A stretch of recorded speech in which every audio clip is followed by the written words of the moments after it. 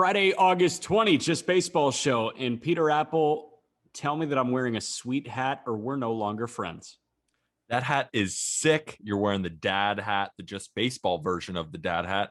We also have the rope hats available on our merch store. Yeah. I'm personally a rope hat guy because my head Is huge.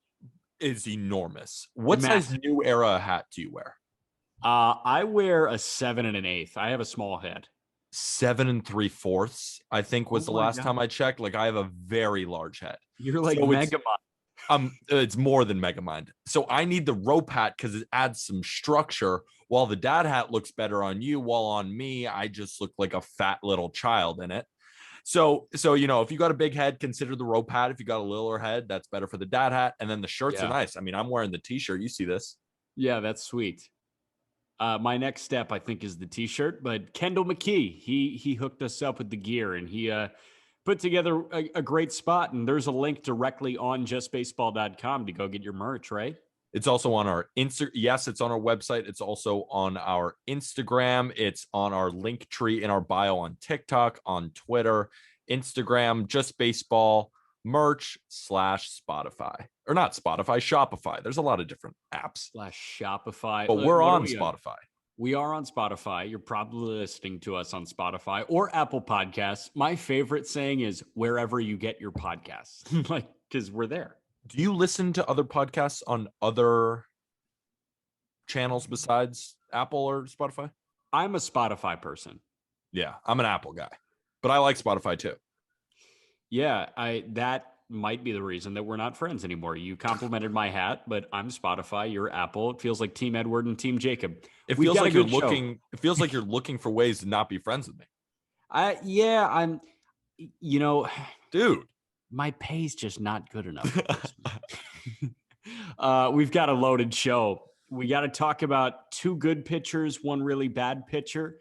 Then we're going to talk about a team that looks really bad this week. And that changed this week. They looked good. And then what the hell happened? And I'm going to look like an idiot on TikTok soon because we called them a top 10 surprise of the year. They're pitching, and now their pitching sucks. We're going to talk about that team with Colby Olson. We're referring to the Boston Red Sox. We thought they were a pleasant surprise. Turns out they're a train wreck after Chirs Sales came back. But that is in large part thanks to the Yankees sweeping them on the heels of Gil. Luis Gil, through his first 3 career major league starts, has thrown 15 2/3 shutout innings. He struck out 18 and he's walked 7 guys. He's got a whip of 1.021. He's already got a WAR over 1, and he's 3 starts into his big league career. He's the truth. He is the truth. And I tweeted out after his first outing, I said, I've watched this guy for 3 full innings now. He's the second best pitcher on the Yankees. But he's not, but he seriously has that type of stuff. He throws 96. He tunnels very well with the fastball off that 85-mile-an-hour slider. And he also mixes in a changeup, which he throws about 9% of the time. He's got 3 real pitches, and that changeup averages 92.5. The fastball is at 96, and the slider is at 85. My only, if I could improve Luis Gil, because the command has been okay. He had 4 walks in his last start. So that's the only thing we got to work on. But this guy is still super young, and he is going to be a mainstay in the Yankees rotation for a while now because he looks like a young Severino. He does look like a young Sevy. That's a great point. Also, the command is just par for the course with young flamethrowers with a nasty slider. It happens. It happens with everybody. That's how that works. Rob Friedman, our guy, pitching ninja, his first MLB start, he clipped off a fastball at the top he clipped off a fastball at the top of the zone from Gil at 99. Yeah. That was the hardest 99 I've ever seen. It looked like it was 108 miles an hour. And it's easy, right? It's easy gas. It looks like no effort. There's not a lot of moving parts in his windup. It's clean. It's fast and it's right at you. He doesn't look like he's scared of anybody. I mean, think about it. He just went 4 2/3, 3 hits against the Red Sox. Yeah, he had 4 walks, but he also had 4 strikeouts. And that's a big game. He was on a big stage in the second game of a doubleheader after the Yankees already won the first one. We're expected to lose. He goes out there and shoves against one of the best lineups in baseball. Luis Gil he's so goddamn exciting. And the Yankees haven't had that really energetic young starting pitcher that we can latch on to since Luis Severino. That's why I make the comparison. But Luis Gil is bigger and probably more well suited to be a starter long term when you're comparing the two. And it seems right now far more durable than Severino. Right? I mean, with the Yankees, it's always like, well, let's wait and see if he really is durable. He's been durable, but let's see. It's always with the Yankees. It's like, God damn it. These guys are do so well. And then they get hurt immediately and they're out for a couple months. And then you're like, oh, I remember him. Does great, gets hurt again. So we'll see. Wait and see attitude here. Now, at the beginning of the year, nobody would value Luis Gil higher than Davy Garcia. Or Clark Schmidt. Are we valuing Luis Gil higher than Davy Garcia now? Yes. I like Devi. That was an easy yes for you. Easy yes. I mean, from what I've seen from Luis Gil, like I said, he is the most exciting young Yankee starter since Luis Severino. Yeah. Devi is okay, and he still has a lot of room to work with. He's got a decent fastball. He's got a good curveball. He needs to work on his command. He doesn't overpower pitch hitters, but he can work. He can command the ball pretty well in the zone. There's just some stuff I don't love about Devi. I don't love that he's so short and only throws 91, 92. I don't love that. But that's kind of a simplistic look at it. But the numbers speak for themselves. He hasn't been great since he debuted for the Yankees. Clark Schmidt's been up and down and hurt. This is the guy. Yeah. Luis Gil is a guy who I'm going to look at in a couple of years and be like, that was the time where he made his mark in the rotation and has stayed there since. I even put on Twitter the Luis rotation. Yeah, this is 2023's rotation. You got Garrett Cole, then you got Luis Severino, then you got Luis Gil, then I'm throwing Jordan Montgomery in there, and then I have Luis Medina, who we saw in the Futures game, who 100. Also throws gas. 100. He needs to work on some stuff. He needs to work on his command, but he's got similar type of stuff to Luis Gil, Luis Severino. The Yankees got a lot of young right-handers who throw gas. Yeah, I'm not giving up hope on Davey yet. I'm not. What do you think about him? I'm a big fan. 5'9" is tough as a starting pitcher. I know we say height doesn't matter, but 5'9" as a starting pitcher, he's got to get over that. Well, you just have to have other things that are so good about you, right? Like you have to have an electric fastball or electric command or electric off speed, and I wouldn't say he does. Yeah, so I think he's got good stuff. I don't know if he has electric stuff. His curveball, when it's on, is beautiful. It's his best pitch. It's amazing. If you can couple the fastball with a slider and that big dropping curveball, I think Davy Garcia is a 2 or a 3. But the question is he going to have that at all times? And the answer is getting closer to no as the months go along and more guys rise to the top, like Luis Gil and Luis Medina. I want to ask you about the Yankees playoff rotation. Who is it right now? If you had to go with 4, who would it be? Okay. Well, it's Garrett Cole. Well, okay. Yeah. Is everyone healthy? So who projects to be healthy? Cole, Taillon, Montgomery. Does Domingo Germán? He's on the 10-day right now. He's not going to be in my rotation in the playoffs, so we could just forget Nestor about it. Cortez. Love me some Nestor. Heaney and Gil. What about, Severino, Kluber? Is he going to come back healthy? Is Kluber going to come back healthy? Those are the questions. Kluber is on a rehab assignment. Sevy's getting closer. Let's say they're all healthy. Let's say everyone's healthy. I got Cole. I have Sevy. I have Kluber. I don't know Monty or Taillon. But one of those over Gil. One of those, I would not have Gil. I would have Gil coming out of the bullpen, revving up, put Herman back there. If Tyon doesn't make it, put Tyon back there. Then that's a real bullpen. I mean, it kind of takes over for the fact that Britton sucks and Chapman has been hit or miss. Loizaga is the truth, and Chad Green has had his blow-ups, but he's still a solid-ish reliever. Yeah. And then you got some other guys in there too, but Nestor. You got Nestor, who you could plug in the back end. So they can honestly take a lot of those starters, make them good bullpen pieces. And then let's say Severino has a rough start. Like you can then put decent starters in the back end. So the Yankees have a lot more depth. They're not super top heavy, but they're so deep. Yeah, let's send the good vibes into the interview with Colby because we're going to need him there because it's such a negative topic, the Red Sox right now. And I feel like Colby's going to be pretty pissed when we talk to him. Wait. Let's talk about the shittiness first. Jake Arrieta's a Padre. That sucks. What are they doing? I don't know. If they wanted to get worse, they did it. I think it's funny to talk about the worst pitchers in baseball because it is. It's funny. And the thing is with the Jake Arrieta curve, it's so weird. I was looking at his fan graphs this morning. It's like a big roller coaster, right?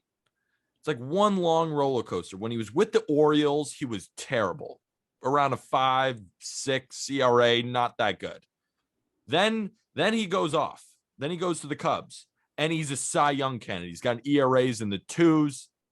And then it's right back up to how he was in Baltimore with the Padres, with how many other teams has he been on? He was on the Cubs again. He was in Philly. And then it's that bell curve. It was so bad, really, really, really elite, and then all the way back to the worst that it's been. And now he has a 7.13 ERA. But I also tweeted out that Jose Quintana is still making his case for worst pitcher in baseball after giving up 5 earned runs in an inning and a third against the Tigers. Yeah, he's horrible now. And it sucks because they were both former Cubs and both former Chicago pitchers that were at the top of their game in Chicago. Like Arrieta won a Cy Young. People won a freaking Cy Young. I even asked you, I was like, did Jake Arrieta win a Cy Young? We were on the phone. I was like, he did, didn't he? Yes, he did. He did. He won the Cy Young in 2015, went 22-6 with a 1.77 ERA through 4 complete games. And he had an ERA plus at 2.15, which means that he was 115% better than league average. Wow. His ERA plus was at 2.15 the year he won the Cy Young. What do you think Jake Arrieta's ERA plus is at this year? Think about all those shit years in Baltimore. Let me just tell you that this is worse than any of those shit years in Baltimore. I can't even give you a good guess. Okay, so you know that his ERA is 7.13 right now. Yeah. In 89 2/3 innings, how many hits has Arrieta allowed? 89 2/3? Yeah. I'm going to say he's given up 115 hits. 120 hits. Oh, that was close. What do you think his whip is in 89 2/3 innings? 1.85. 1.78. Oof. Yeah, you're close. ERA plus here.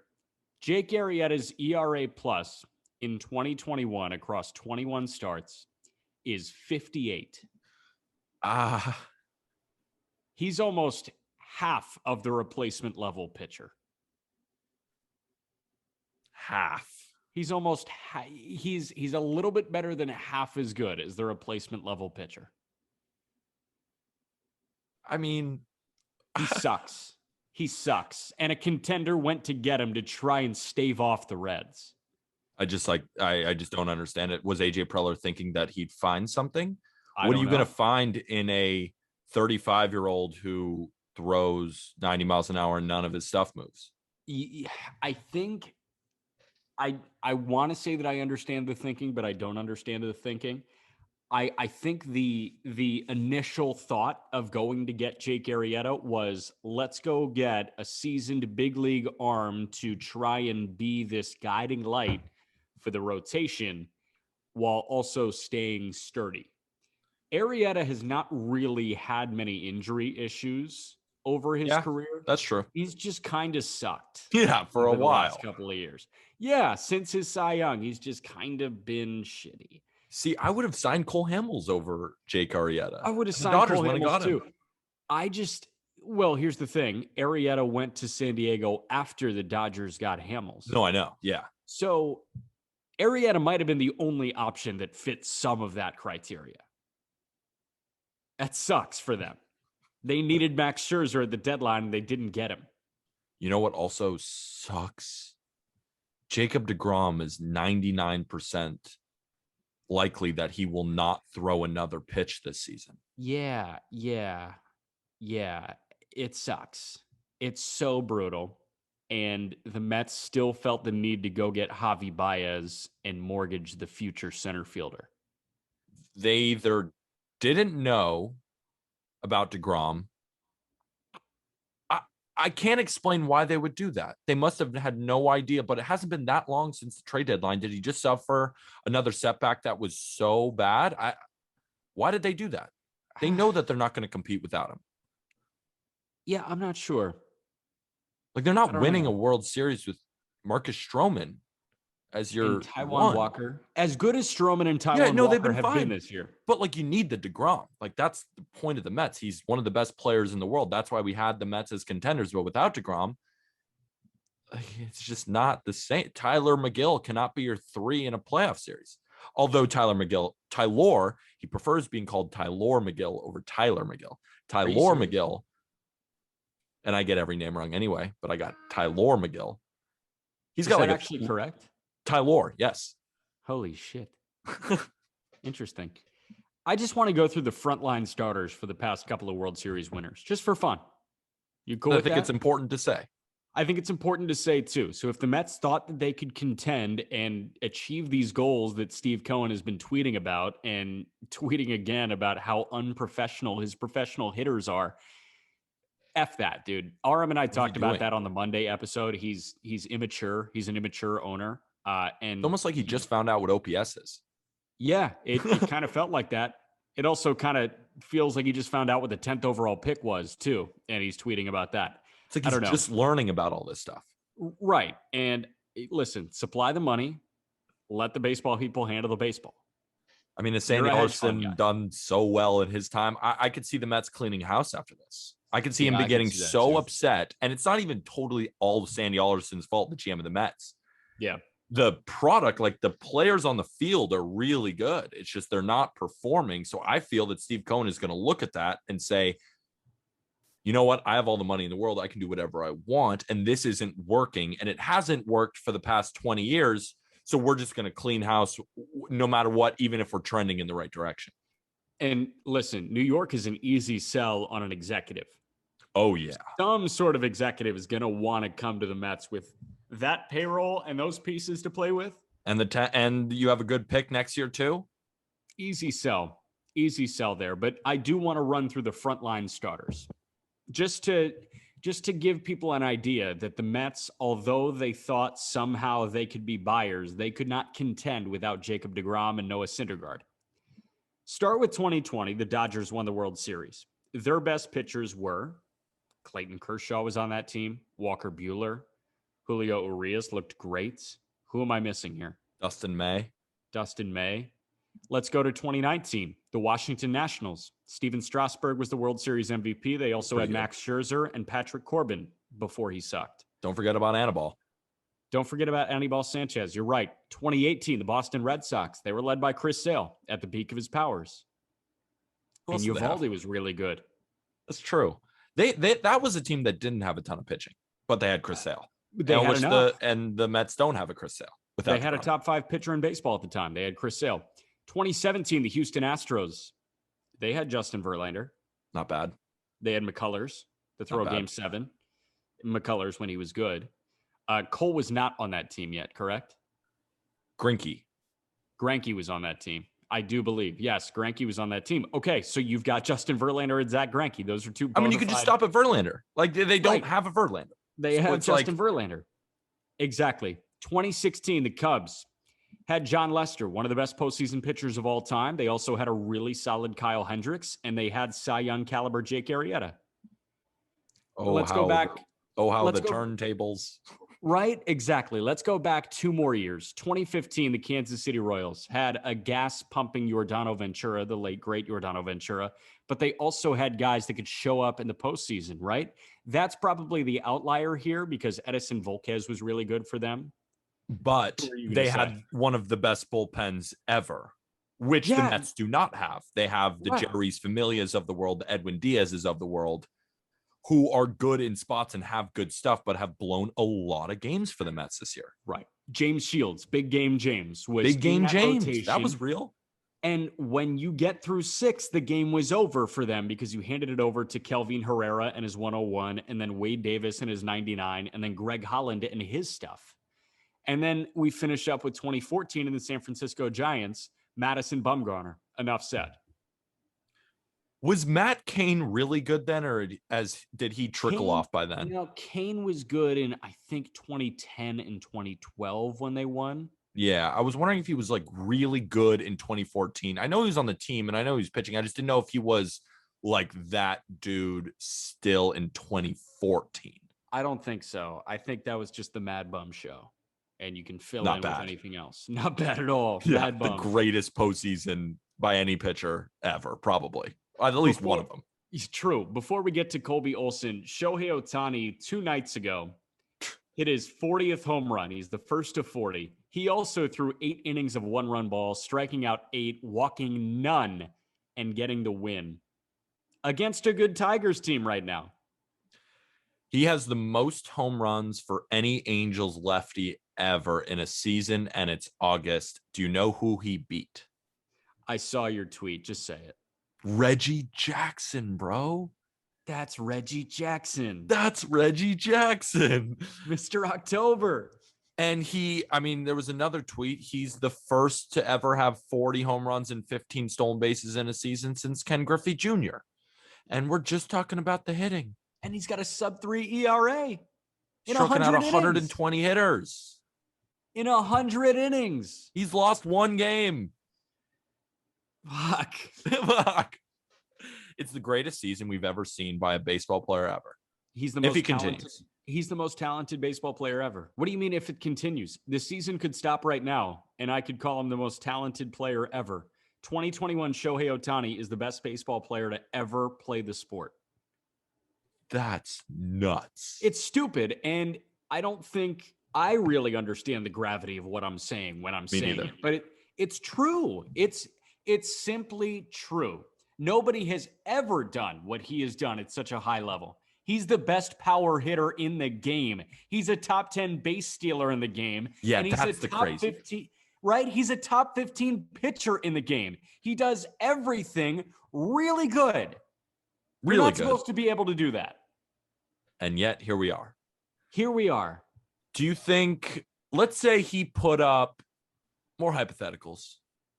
Let's say he put up next year, hit 250, hit 30 home runs, pitched to a 3.8 ERA. Would you still call him the MVP? Maybe. I mean, if Vladdy, okay, so if those are his numbers this year, and Vladdy's doing what he's doing, so Vladdy wins the Triple Crown, I think you give it to Vladdy. If the fact the is, Blue Jays make the playoffs, I think if both don't make the playoffs, I still think you give it to Ohtani. I can probably. Here's the thing. You say 3.8 ERA. It's a different story because 3.8 makes him a middle of the pack starting pitcher. That's what I was asking. He's got a sub-3 ERA. What is it, 2.79? Yeah, or 2.97, I want to say. No, I think it's lowered. I don't. Let's check right now, man. I'm Googling on the pod. You're Googling on the Google machine? Yeah, don't get angry. Standard pitching. Where are we at? I got to scroll down. See, he's got 2 full stat pages on Baseball Reference. Standard pitching. No, you're right. 2.79, not 2.97. He's got a 2.79 ERA. His ERA plus is at 168, which means he's 68% better than the league average pitcher. His OPS plus is at 165, which means he is 65% better than the league average hitter.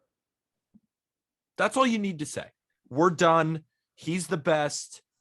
There's nothing else to say. If you call him overrated, you're stupid. That's it. He's the best. MVP, locked it in. All right, let's talk to Colby Olson about the Red Sox. One. Colby Olson is heavily involved in numbers. He's also heavily involved in just baseball, and I'm going to throw you a number right away. First of all, Colby, how are you, man? I'm good, man. I'm better than you guys probably thought I'd be doing today, but I'm doing well.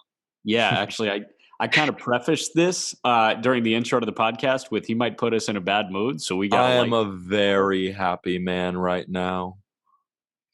Oh God, that's a disgusting image to see, but I think by the end of this episode, people will realize the Red Sox are not as in much trouble as we thought. Okay, so number one that you have to tell me why it's not time to slam the panic button. The Red Sox have the 6th worst staff ERA in the month of August. It's at 4.99. That's really bad, Colby. Really bad. But it is a little bit skewed as Garrett Richards and Martin Perez have exited the rotation.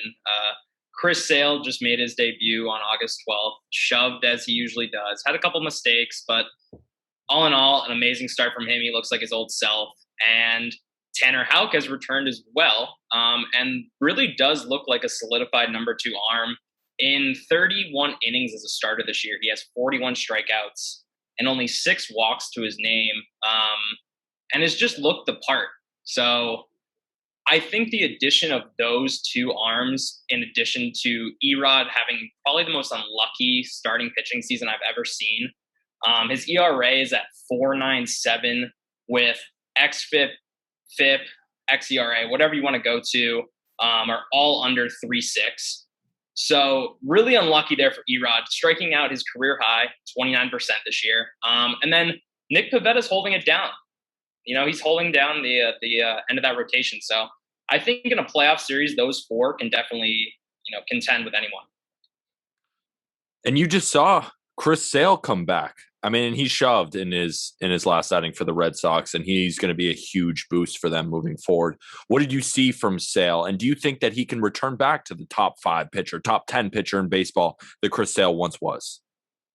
Yeah, I do. I think Sale is still there as a top 10 pitcher. I think the velocity is not going to be 97, 98 anymore. But he can still contend at 92 to 95. We saw in the start against the Orioles the other day that he varied speeds. So his fastball was anywhere from 90 to 96, and then the slider was anywhere from like 74 to 82. So he, without the elite velocity that he once had, he's still succeeding by varying speeds and keeping hitters off balance, which is, really important. It's kind of a CC Sabathia-esque move as they age. So I think Sale will be fine. To finish answering that question, he's also a psychopathic nut job, and that's the best thing ever. So I think he's going to be fine. I think he is enough of a psychopathic nut job to get back to the Cy Young level of stuff that Chirs Sale has, regardless of if the actual stuff diminishes. He'll just will his way to it. Yes. He'll just get so mad. He was like, I'm just going to destroy. It's kind of like Scherzer. But doesn't that seem like the type of guy he is? He and Max Scherzer are the 2 most crazy people in baseball, and that's why they're 2 future Hall of Famers. Oh, yeah. And his presence in the clubhouse is unmatched. From what I've heard, having him back in the dugout and, working with the arms is unlike anything else. No one else can replicate what he brings to the table. So, Colby,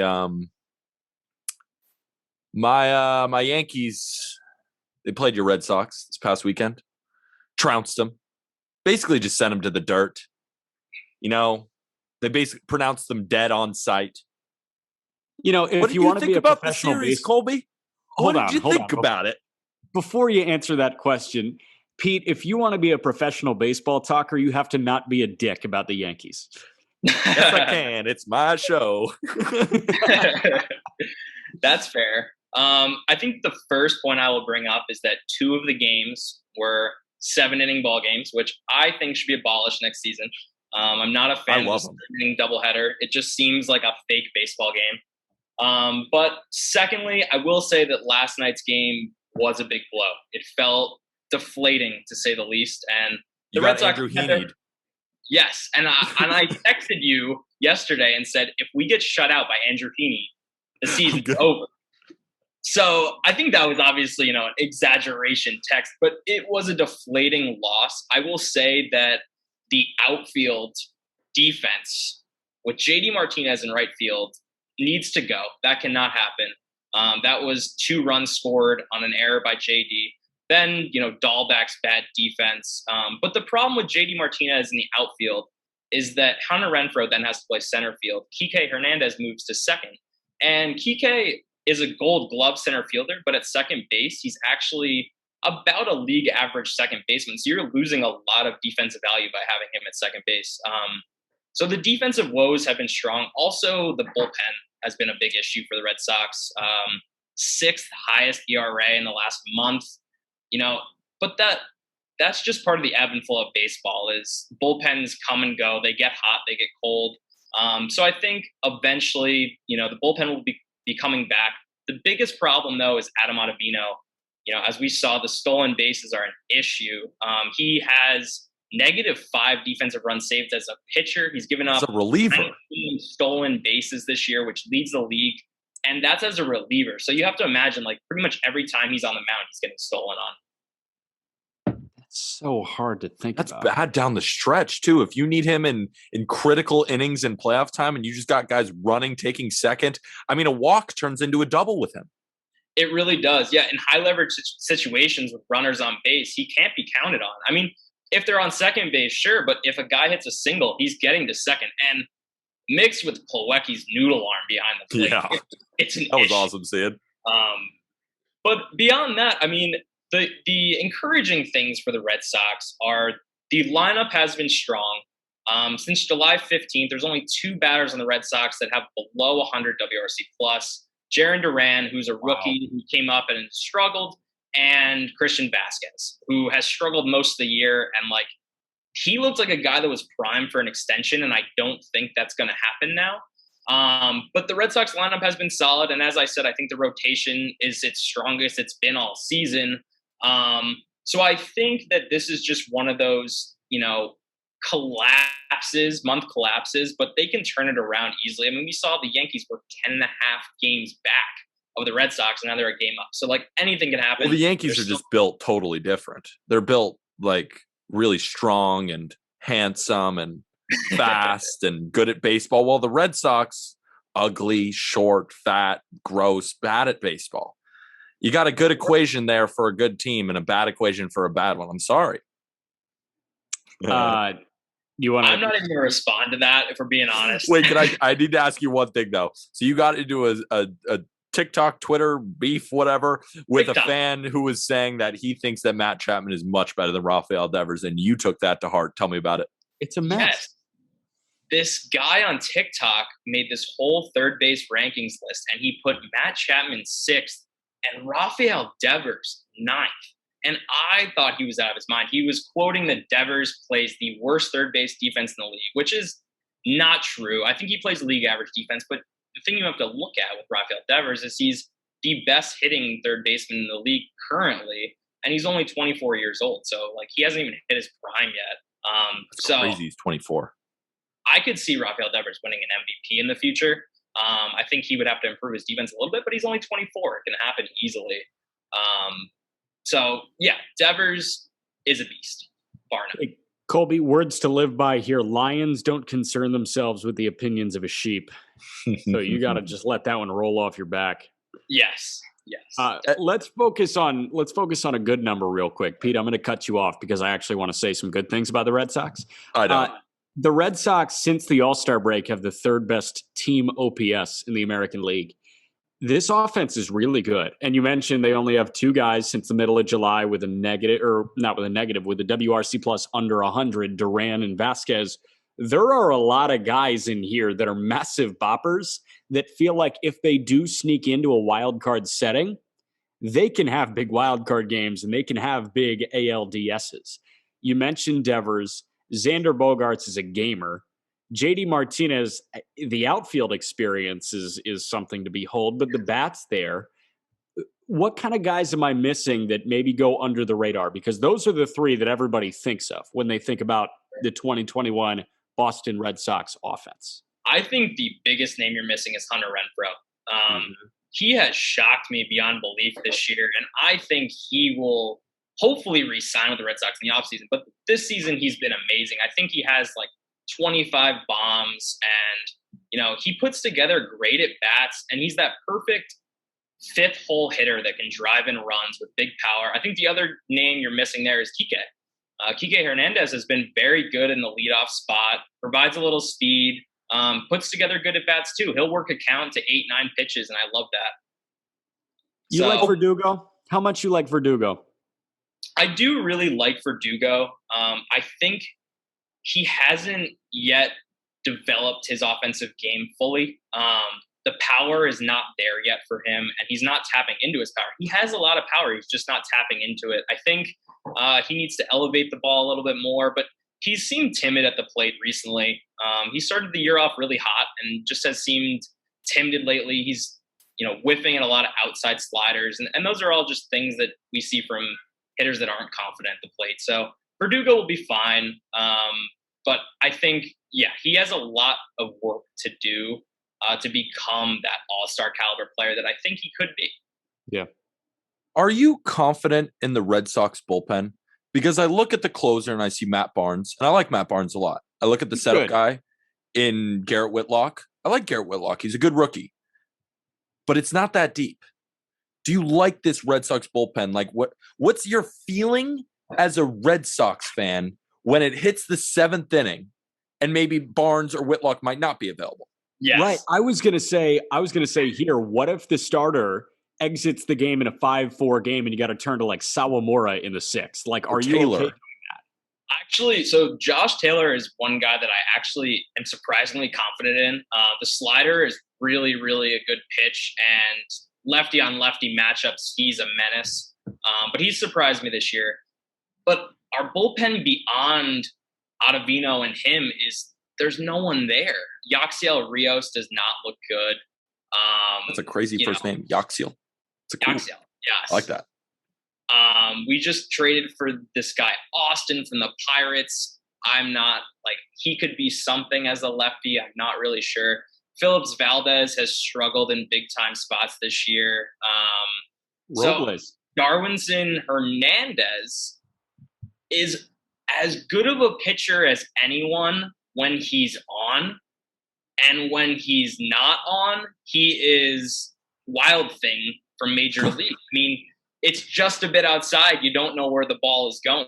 So in a playoff game, you're not going to be able to count on him.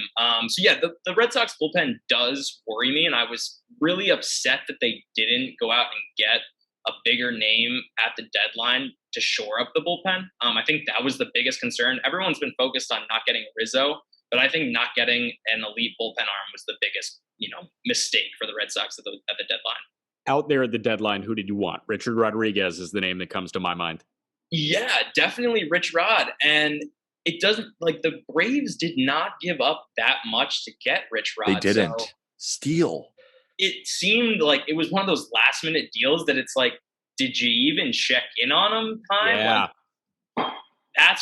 Sometimes I think those guys go under the radar and the GM just swoops in there at the end and says, everyone forgot about this guy somehow. So I think this trade deadline was definitely a seller's market. The sellers did very well for themselves with returns. So I think that Heim was kind of scared off of that.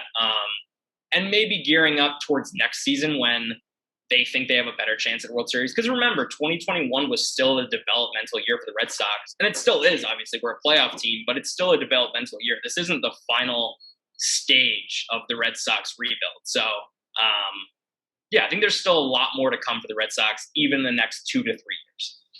2 questions. Number 1, do you think that you'll make the playoffs? And if so, Jack was talking to me about the Yankees playoff rotation. What do you think the Red Sox playoff rotation would be now that Chirs Sales back and running? If you guys even make the playoffs, because it's no guarantee.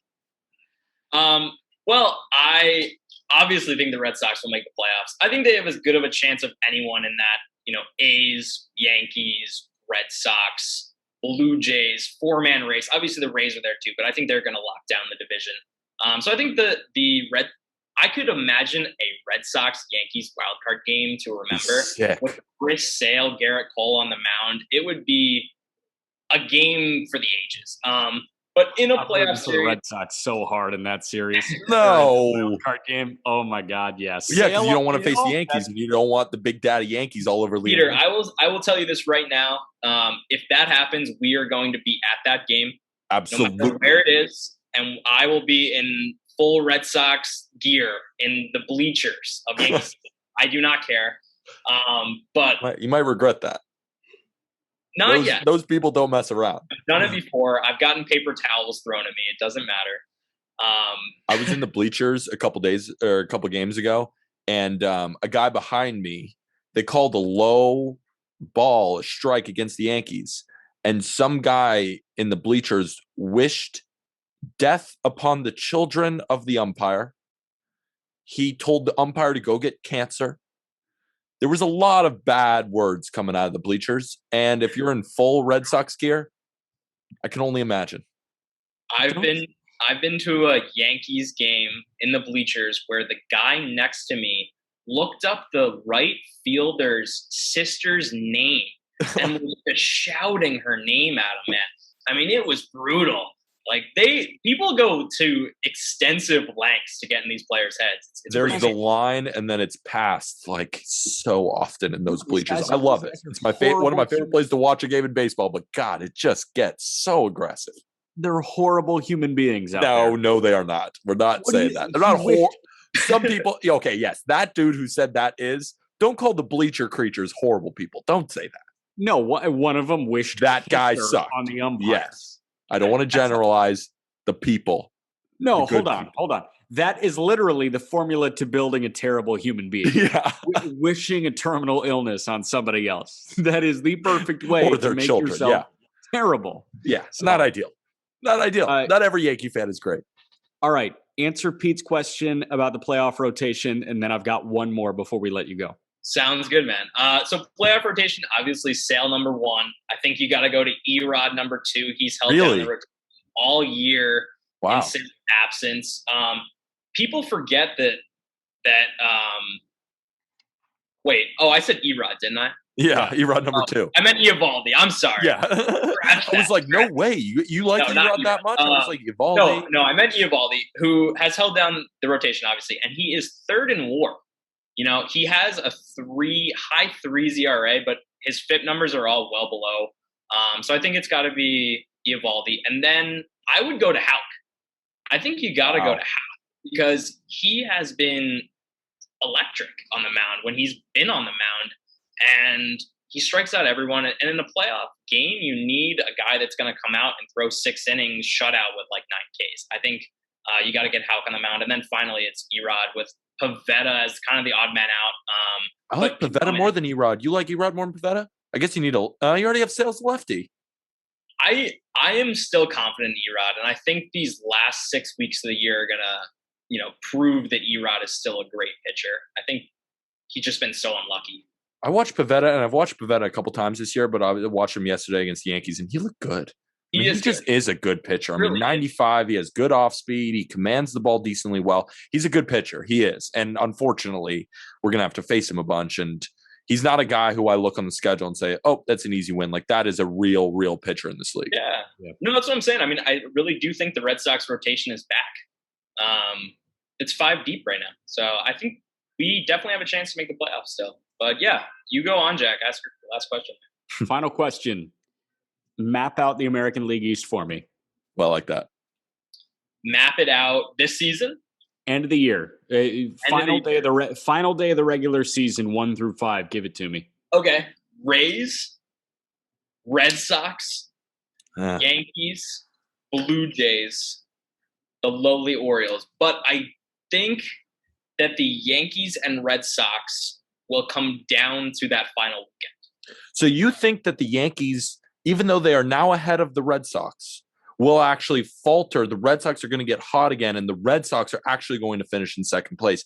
Because now I feel like the Yankees just passed them up, and it's only going to keep increasing or at least stay somewhat the same? Peter. It's August. I get the saying that stocks only go up, but it is not true. Stocks do not only go up. They can fall and dip and then go back up and down like a wave. So I think that the end of the season, they're within a game of each other. I think you're going to see a lot of back and forth, and I could see – when do they play next? When do the Red Sox and Yankees play next? Another thing is the Red Sox strength of schedule rest of the season is pretty easy. You guys have to remember that the Red Sox had the toughest month in the last month. They played the Rays twice, the Blue Jays twice, and the Yankees twice, with an Orioles series mixed in there. But they played a really tough schedule. So I think they're going to, ease through some easy series here in the future, which will be much needed. The Yankees play the Red Sox in Fenway Friday, September 24th, Saturday, September 25th, and then again on the 26th. And then the Yankees go play the Rays for their last series after facing the Mets. The Yankees, it'll be interesting to see what the Yankees do. Wow. Getting Kluber back is going to be absolutely massive for you guys. And Severino. People forget. If he comes back, which is a big if at this point, because it's just looking increasingly more and more likely that he won't, or at least won't return to the same capacity that we've expected from Luis Severino, 6 strong, 7 strong. I just don't know if we're going to get that. He might just be a bullpen guy, but it's fine. We have Luis Gil, who's just a bigger version of him. Who is great. Who really is great. Hey, I mentioned that the Red Sox have a 5 ERA in the month of August. You did mention the lowly Orioles. What do you think the Orioles ERA is in August before we let you go? 17 games. 17 games. God, they've been serving up batting practice. 7-8. Pete? Don't tell me it's 7.8. I'm going to guess 5.3. 8.6. Oh, God. I was low on 7-8. How is that actually possible? It's 7. Matt Harvey just sucking. Jorge Lopez just sucking. Keegan Aiken just sucking. Just so many guys. They just generate random video game generated dudes and just throw them out there. Like they're just guys. All of like 7 ERAs. 46 overall. Suck. God, they're horrible. All right, Colby, good talking about the AL East, man. Thank you, guys. Thank you. You feel better about yourself now? You got your Yankees whatever propaganda out there? I never get enough out. I never feel satisfied. It's just a free-flowing stream of suck it Red Sox fans when we're doing well and trying to defend myself when we're doing poorly. Actually, I have been a pretty good Yankee fan this year. You have been a pretty good Yankee fan this year. I just want to point out that you said free-flowing stream right after you take a bathroom break. I did just urinate. Yeah, and you mentioned the word stream as soon as you come back. Streams are in my, I'm thinking about them right now. You kind of felt like a layup there. All right, let's wrap up. No, wait, I have been a good Yankee fan this year. I have been. I was on them when they were bad, and now we're doing well, and I'm on them now. I'm not the Yankee fan who tries to, pitch you some fake story about why they should be good when they're not. I'll tell you when they're bad. I'll tell you when they're good, and they're good right now. Yeah, I just think it's funny because, you and the rest of the Yankee fan base, when you lose 6 out of 10, Rome is burning. Yeah. Shit's going to the ground, and you're like, I hate this team. This is a terrible baseball team. And then when they win 7 of 10, they're like, yeah, they could win the World Series, totally. And I'll tell you why. Because when the Yankees are playing poorly, it's not that they're just playing poorly. It looks like they're giving up and not trying. So it's an infuriating product to watch because you see the Aaron Judges, the Giancarlo Stanton's, the Luke Voits, these enormous human beings. It looks like they're not putting the effort in. And then when they're winning, they look unstoppable. When the offense is clicking on all cylinders and then you add in the pitching and if the bullpen is firing as well, it looks like an unbeatable team. I mean, we just beat the White Sox. We just beat the Red Sox. There really aren't that many teams in baseball that can beat us when we're firing. But when we're not, it looks like we're watching the Arizona Diamondbacks. That's my opinion. That's how I watch the game. I don't know if Yankee fans would agree with me. I assume that they would. I'm not sure. All right. My dad does, though. Yeah, good for Mr. Apple. Gotta love Mr. Apple. Shout out Mr. Apple. Shout out Mr. Apple. Shout out Mr. McMullen, I guess, too. Shout out Why Mr. not? McMullen. Yeah, we're shouting out our dads. Let's finish talking about the MLB Top 100. Pipeline just updated their Top 100 and their Top 30 lists. Prospects. There's been a lot of change, and it feels like Aram should be on right now, but he isn't. I'm sure Aram and I are going to be talking about this. And also, just baseball.com's Top 100 is going to be coming out soon. And coming out soon. I think it's going to be good, and I think it's going to be a little bit better more than accurate. this. I think it's going to be better than this, although they did get some things right. They did pretty well overall. I think so. Let's run through the top 10 right now. Adley Rutschman is the new number 1 prospect in baseball. That makes a lot of sense to me. Julio Rodriguez is number 2. J-Rod can smack the baseball. Bobby Witt is 3. Spencer Torkelson is 4. Marco Luciano is the youngest guy and the only teenager in the top 10. He checks in at 5. CJ Abrams, although he's out for the rest of the year, is the 6th best prospect in baseball. Riley Green, 7. Grayson Rodriguez is the top pitching prospect in all of baseball. He's 8. Marcelo Meyer is the highest rated 2021 draftee at 9. And Francisco Alvarez, the Mets catching prospect, is the 10th best prospect in baseball. That all kind of makes sense. And, going into this year, Mackenzie Gore was the best pitching prospect in baseball. Gore shot down this list, and Erod shot his way up. They got it right with the best one. I agree. And I think that one pitcher who I think I think there's 2. I think Cavalli with the Nationals, and I think Shane Baz with the Rays. They both rival Grayson for that top pitcher spot. I also don't understand why Marcelo Mayer is already at 9. Do you? I get that he's good, but is he already better or more projectable than a Francisco Alvarez, who is most likely going to be an all-star level caliber catcher? Also, a guy like Brennan Davis has been destroying baseballs. He's at 14. Right. Tristan Cassis, I love with the Red Sox at 19 or at 18. I mean, we love Vidal Brujan, and it was at 22 when Henry Davis went number 1 over Marcelo Mayer, and yet Henry Davis sits at 23. Yeah, so Meyer, I think it's Meyer. I don't think it's Mayer. Is it Mayer or Meyer? I thought it was Meyer, Marcelo Meyer. All we know is Marcelo is at number 9, and he's got the latest ETA of any of the top 10, 2024. Yeah. It feels early to put him in the top 10, especially when you have somebody like Jack Leiter, who's just outside at 12. I feel like Leiter could have very well been. Leiter is the 2nd best pitching prospect in baseball per MLB.com. And I feel like he could be in the 10 spot or the 9 spot if you wanted to bump Alvarez up one. But yeah, I agree. I don't know. I'm just going to roll through this top 100 and point out some guys that I think I want to do that too. Rated. Here, how about this? We'll do this. You point out some guys who you think are too high, and I'll point out some guys who I think are too low. Okay, fair. Do want to give quick love for Brennan Davis, who checks in at 14. That's a great spot for Brennan Davis. Guy's going to be a star. Too high, you're going to hate this, Anthony Volpe at 15. He's pretty high. I didn't think he would be at 15. That's crazy. I mean, I love him. I love the prospect, but 15, I saw that ahead of Jason Dominguez, who's 17. I saw that and I was like, whoa. He's already better than Dominguez. Is he really that guy? He's good. He's a good shortstop prospect. Remember, he played with Jack Leiter in high school as the Yankees' first-round pick, went 30th overall. He's a good player, and he's had an insanely good season. But is he 15? I don't know. I agree with you. It's a little high. I think Nick Lodolo is too low. He was going to be one of my guys who I said way too low. Yeah. I think he needs to be above Hunter Green, but he's not. He's like 5 spots under I think Hunter Green is too low. Have you been seeing what Hunter Green has been doing lately? 103. 103, and he's actually pitching now.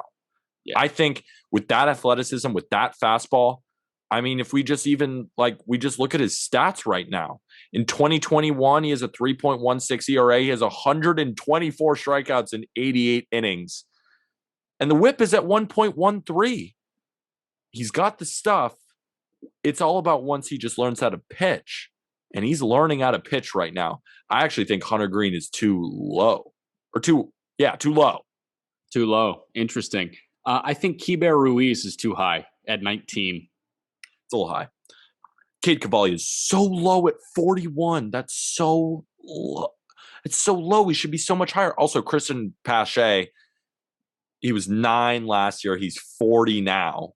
I think he's only going to continue to drop because he's a 22-year-old. He's still got time, but right now he's hitting 111 with a 152 on base and he's slugging 206 in 22 games in the minor leagues right now. In AAA, I guess, but it's not good.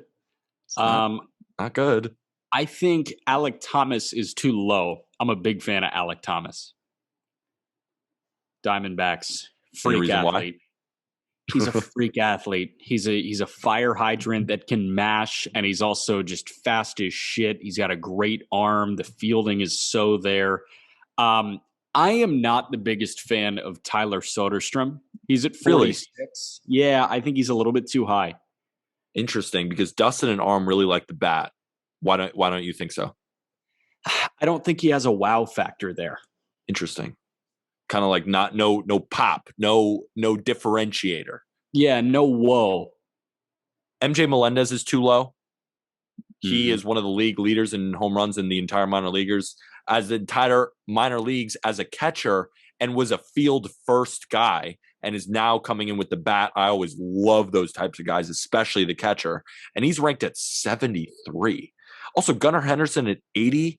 The 20-year-old in high A right now is a really good shortstop prospect for the Orioles. He's at 80. That just seems really low. And I know I see these guys, and I'm basically saying everyone's too low. Also, shout out Sam Huff at number 100, has 2 home runs that went over 500 feet. Yeah, seriously. A couple other guys that I think are too low. JJ Bleday at 77. He hasn't been good. He's been bad. George Valera at 69 and Nick Gonzalez at 68. I think those guys are good. Just want to point out 2 more names before we say goodbye. Mackenzie Gore all the way down to 2. What a fall from grace there. That's tough. It's tough. I mean, in AAA, 5.85 ERA, he has 12 walks in 20 innings, and he hasn't pitched since mid-June. Yeah, I mean, those are the stats. Those are what we've been working with for this season, and he's been hurt. Yep. And then Asa Lacy is a top 75 prospect in baseball. I don't see it right now. He can't throw strikes. I just think he's got the potential. It's so hard to keep him out of it. Also, Josiah Gray is at 54. He's good. He's better than 54, and he's also a major leaguer. I like the list, though. I don't think it's too – all the right names are in here. I mean – we love George Kirby and Emerson Hancock with the Mariners. They're at 35 and 36. Jose Barrero, we saw him at the Futures game as well. He's so good with the glove. Just a smooth criminal. Like, so glidey. Just so, like that. Moving the shoulders. He was such a shoulders guy. Yeah, this is good for the audio podcast crowd. Yeah. No one can see me just like weirdly turning my head. No. To try to describe smoothness. Man, yeah, I don't think they screwed this list up too bad, but there are some people that I'm just like, wow. It's like, why was he rated here if this guy's here? What kind of basis are you doing it on? That's why you guys are going to love the Just Baseball Top 100 list, because we've spent way more time, I think, on it than the MLB Pipeline people do. I'm not sure. It's not fair to discount their work over there at MLB Pipeline, but I can guarantee you that we're working extremely hard on this one, and it's going to be the best goddamn list you've ever seen. He is at Peter Apple 23 on Twitter. I am Jack_McMullen 11 on Twitter. We are at Just BB Media on Twitter. We are at Just Baseball Fans on TikTok and Instagram, and we are twitch.tv/justbaseball. Just Baseball Fans on Twitch. Twitch.tv/justbaseballfans. Also, if you could please leave us a 5-star review on Apple. It's the best way to show your support for our podcast. We greatly, greatly appreciate it. You got any trailing words as we go? Thank you, everybody. Thank you, everybody. Thank you, everybody. No, thank you, everybody.